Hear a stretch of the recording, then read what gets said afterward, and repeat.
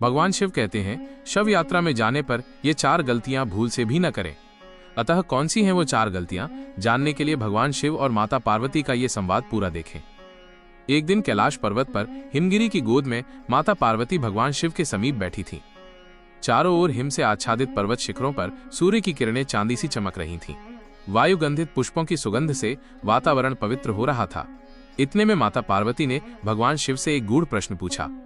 स्वामी, मृत्यु जीवन का अंतिम सत्य है, लेकिन जब कोई व्यक्ति किसी शव यात्रा में सम्मिलित होता है तो क्या केवल उपस्थिति से ही पुण्य प्राप्त हो जाता है, या उसमें कुछ नियम और मर्यादाएं भी होती हैं?